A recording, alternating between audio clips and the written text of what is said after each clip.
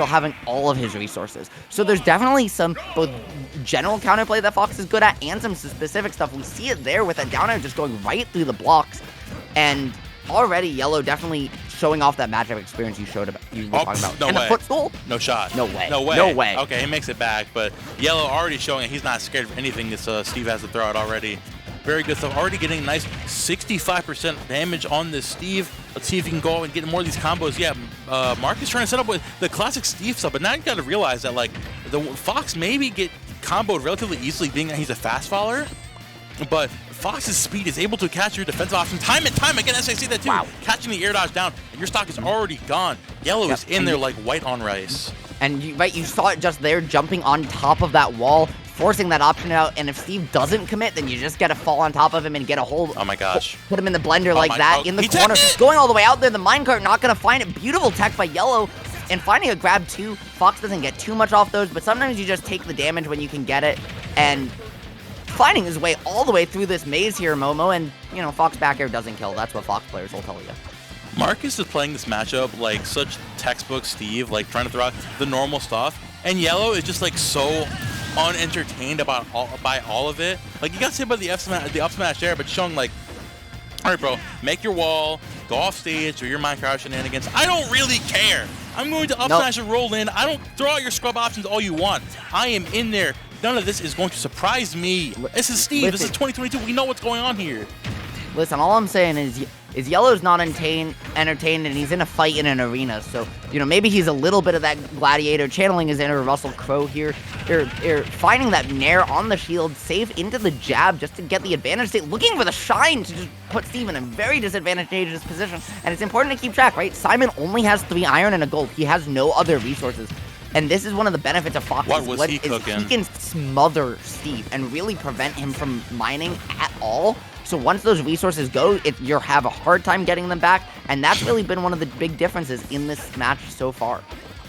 Yeah, Yellow's been doing such a good job of stopping Marcus from mining or doing anything done whatsoever, using Fox's speed, realizing like, hey, like I know my weight might not do much for me when I'm getting comboed. What if I just don't get comboed? What if I just don't let Steve hit me and I just run around him?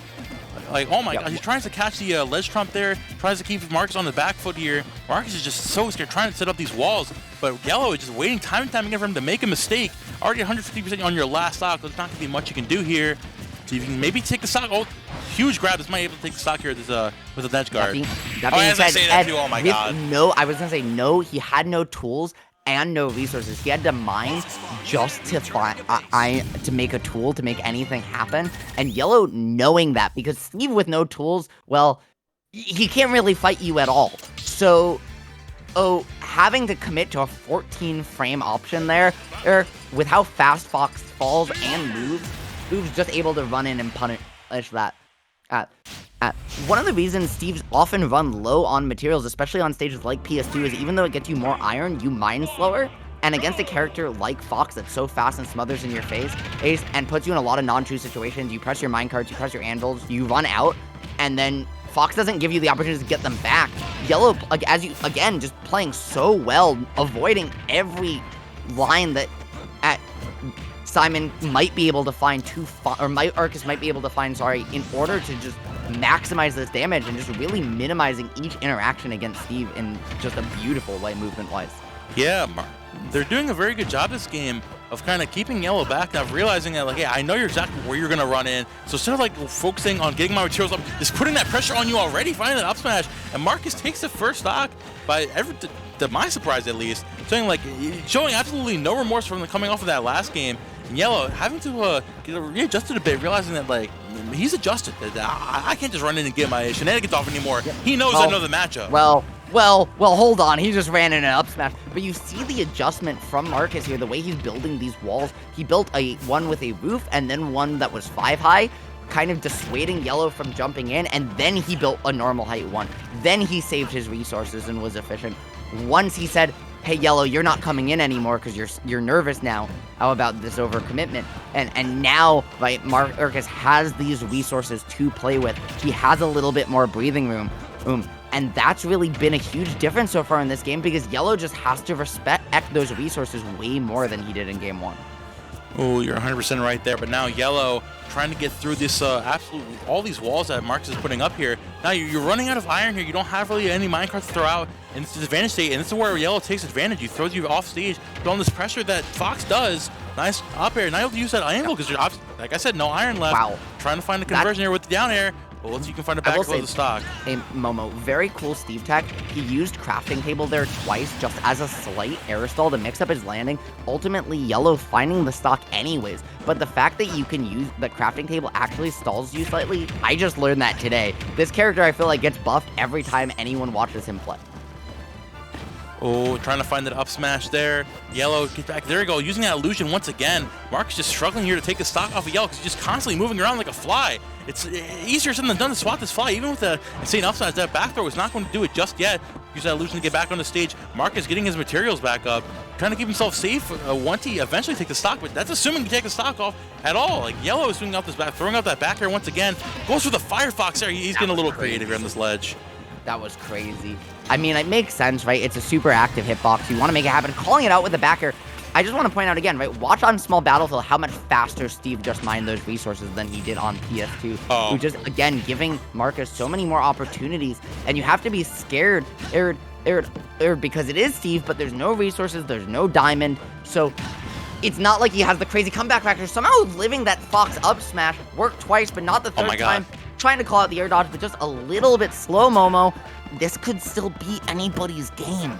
He's got no pickaxe. He needs to build materials now.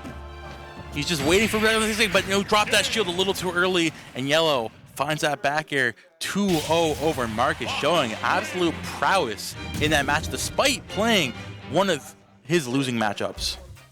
Yeah, and I the more I see the Fox Steve matchup get played, the less I'm convinced that it's actually that bad of a losing, like that much of a losing matchup for Fox, because this character just has such an ability to smother Steve, unlike anyone else in the game, and the movement to play around his setups, that if you can keep track of them all, because, it's hard to do so, you really can force those advantage states, force those non-true combos where your opponent's gonna mash anvil, mash minecart, get them low on iron, and then just never let them mine again. Mm-hmm. And no other character in the game except maybe Sheik has the ability to smother, or Aegis has the ability to really smother Steve in that way.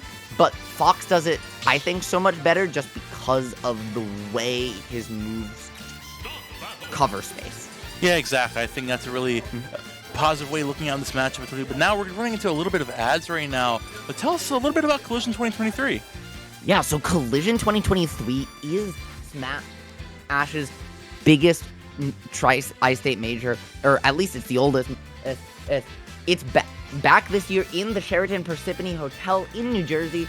Both Ultimate and Melee are going to be present, and we've got some crazy top players. HFox, MK Leo, Zane, Light, IBDW, Tweak, Jmook, DeBuzz, and that's just the beginning. So many amazing players.